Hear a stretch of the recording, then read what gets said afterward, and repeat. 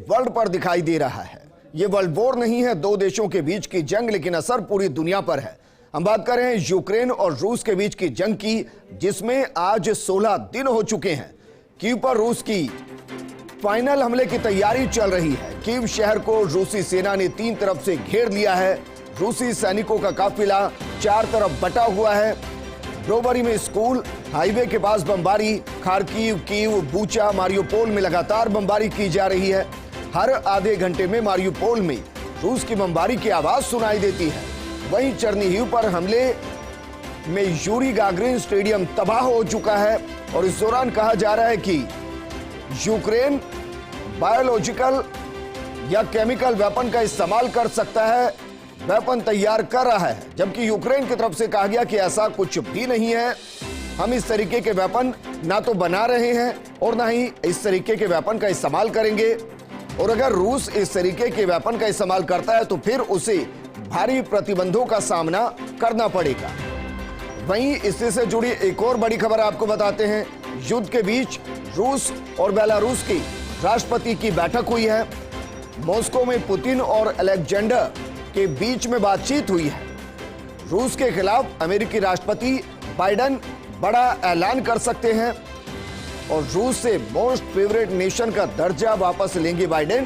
Biden ने साफ तौर पर कहा कि अगर रूस जंग नहीं शांत करता या जंग को रोकता नहीं है तो फिर कठोर प्रतिबंध के साथ साथ अब मोस्ट फेवरेट नेशन का दर्जा भी रूस से छीन लिया जाएगा।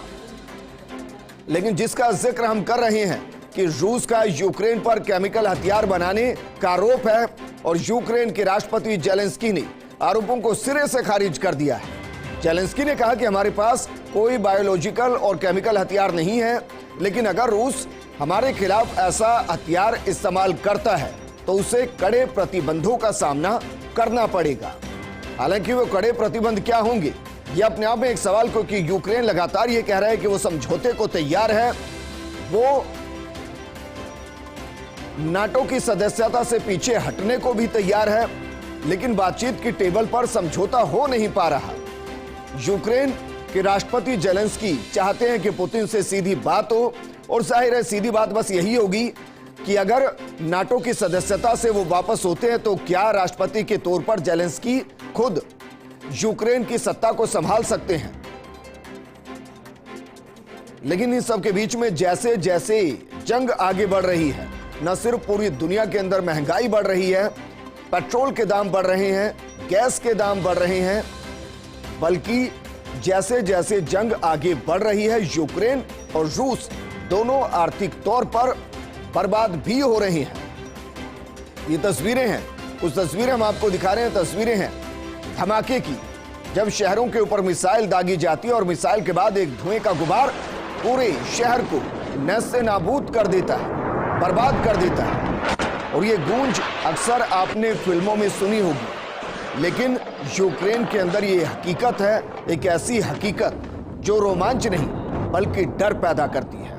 एक ऐसी हकीकत जिसके बाद तालियां नहीं बजती बल्कि आंखों से आंसू निकलते हैं, क्योंकि जंग का अंजाम यह है कि 20 लाख से ज्यादा यूक्रेन से लोग पलायन कर चुके हैं। कई शहर खंडर हो चुके हैं। कई इमारतें जो सपनों की इमारतें हुआ करती थी, जिनसे यूक्रेन की पहचान हुआ करती थी, वो इमारतें नस्ते नाबूद कर दी गई हैं। और ये जंग अभी भी लगातार जारी है। मारियोपोल में हर आधे घंटे के अंदर आवाज सुनाई देती है, आवाज होती है धमाके की, और उस धमाके के साथ मारियोपोल का एक हिस्सा बर्बाद हो चुका होता है।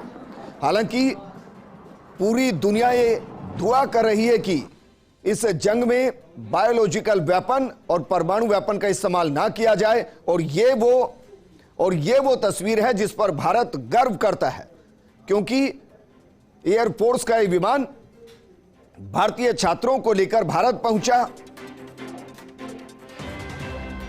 गाजियाबाद की ये तस्वीरें हैं और ये तस्वीरें गर्व इसलिए पैदा करती हैं कि जंग के मैदान में से लगातार भारत अपने छात्रों को, अपने नागरिकों को रेस्क्यू कर रहा है, वहां से निकाला जा रहा है। और एयरफोर्स का ग्लोमास्टर इसके लिए इस्तेमाल किया गया है। यह भारतीय वायुसेना का ग्लोमास्टर जिसको इस्तेमाल किया गया और छात्रों को रेस्क्यू किया जा रहा है।